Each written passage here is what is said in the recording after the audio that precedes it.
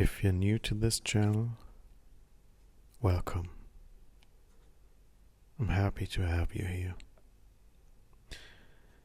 This channel is all about authenticity, self-expression, and inner peace.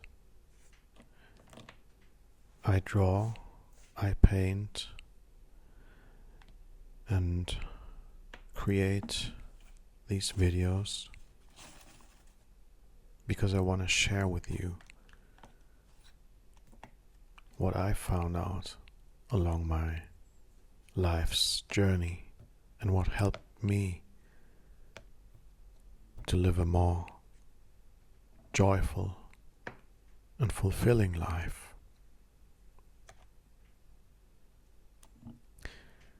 So let's hop right into it, shall we? What stands in the way of living a peaceful life? First of all, I'm convinced that we all know how we want to live and what's right for us. It's just simply not permitted in the society we live in to express our true and authentic self. It's conditioned away from us, so to say. So, this conditioning we go through teaches us to conform. We learn to live through a false sense of self. We are punished, usually, when we simply are. And I don't mean to say that people should be free to do what they want to do, and there shouldn't be any rules. That's not what I'm saying. But I think what's going on is that most of us are simply not allowed to express ourselves fully, simply because everybody's just trying to fit in, play it safe. People care so much about what others think of you, how they are perceived by others. It's a conditioning that has been going on for perhaps millennia. I don't know, but most certainly for a couple of 100 years. So you are told not to do this because one could think that you are crazy, or this, or that, and the other. And this goes on for years. You're shut down. And while you resist in the beginning, at some point you start giving up and you start internalizing the pain that you experience because of the conditioning you go through. Most of the training we receive as children is punishment for behavior.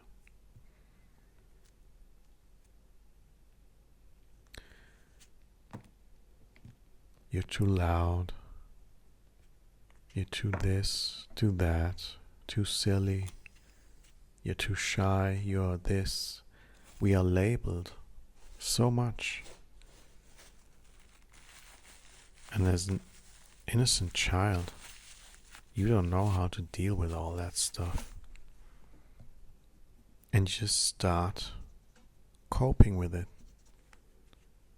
psychologically in a way that's natural to a child that doesn't know anything really, and that's just at the mercy of others. A child has no choice other than obeying, because it trusts others to ensure his or her survival. So if a child doesn't receive love and trust, unconditional love, it's destroyed.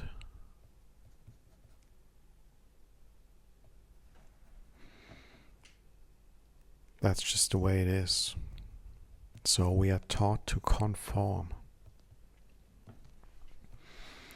I think the last battle of the soul for most is when they become teenagers. We rebel against the rules and the establishment, institutions and authority. And we insist on self-expression. I was one to rebel a lot. Very, very violently. In fact, because I just couldn't understand why it was of importance to fit into a system which simply seems unnatural and nonsensical. Anyways, I don't want to bash the system. I'm long over that. There's a quote, I don't know who said it, but the quote says, "Most people die with their song still inside them. And too often it is because they are always getting ready to live. And before they know it, time runs out." That's what we are taught. To get ready to live. We're never here. We always need to reach the next level and satisfy some authority. Get a life. Do this, do that. Satisfy our parents and meet their expectations. And when you say, "What about me?" they say you're selfish. And they try to bring you down. They say you have a big ego. You're arrogant. And all that. And I think most children, all of them actually, are really just innocent. And they know that it's natural to express yourself. And I don't blame parents or the system for what is going on, because in the end all are just victims, and it's not so easy to wake up to this fact, to realize that we have been living in an illusory world.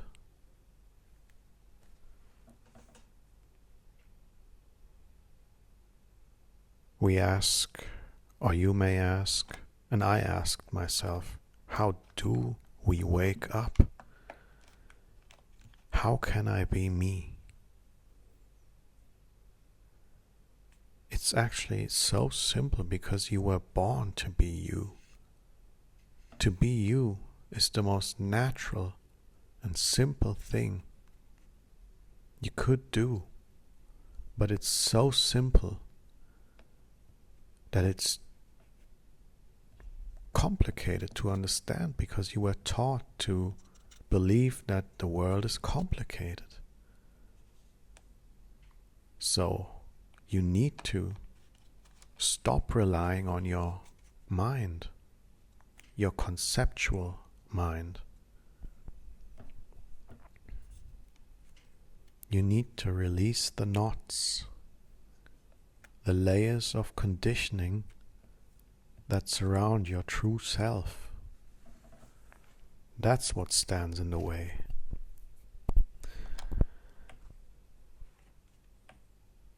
Ram Dass, a New Age spiritual teacher, once said, "Death is like taking off a tight shoe." I love what he said, but I think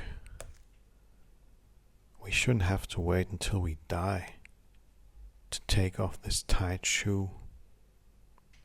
In fact, to me, this tight shoe is simply the conditioning, the psychological conditioning that is suffocating us. And just by looking back in my own life, I can sense it within myself that I feel so much lighter now compared to 10 years ago. I'm 36 now.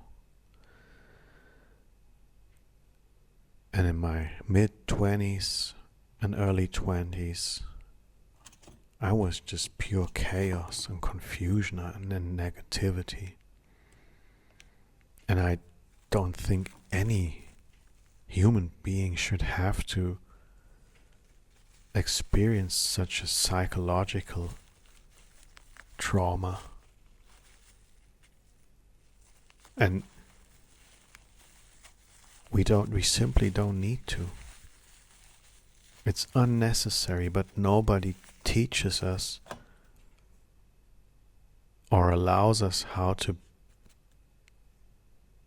be who you are. So we need to reconnect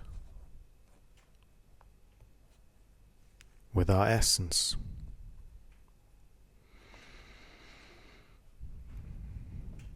We need to die before we die. I don't know if that's something that comes up in the Bible, this notion of dying before you die. But that's what needs to happen. A psychological death.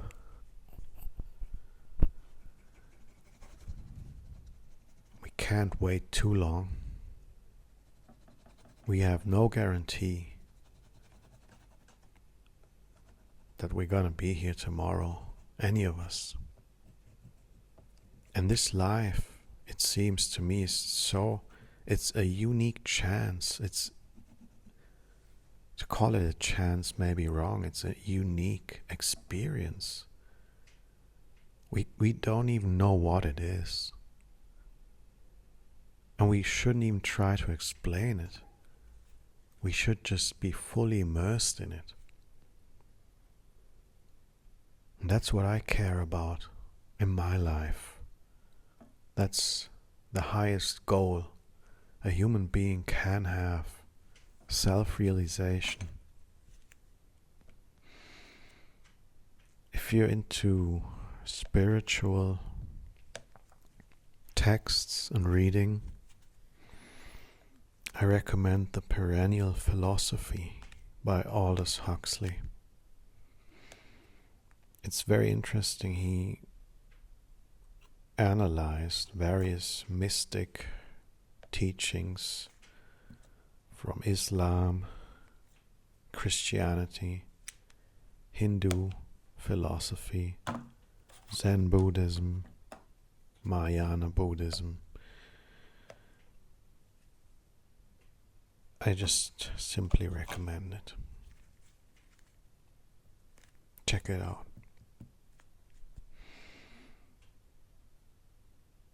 So, why not wake up now? You can. The only challenge is to resist the pull of your mind. It will try to pull you back into its vortex. As soon as you try to explain life,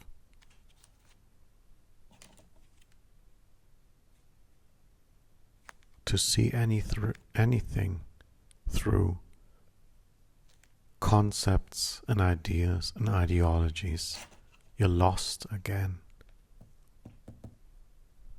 Just think of it. All the words we use, they're not even our words. Somebody came up with them. Most of the stuff has changed throughout the years. Words that used to mean something a couple of 100 years ago now mean something else. I mean, it's just a simple example. What I want to say is that if we just blindly rely on this system of thinking and use it to live through it, it's just natural that we're gonna suffer. And suffering is not something bad. It's actually just a call from your essence to direct your attention back to your core and live from within and not from without, and certainly not for the without. Just align yourself with what you believe to be true, not what you think to be true, what you feel is you. It's the only way to feel. That's it for today. Bye.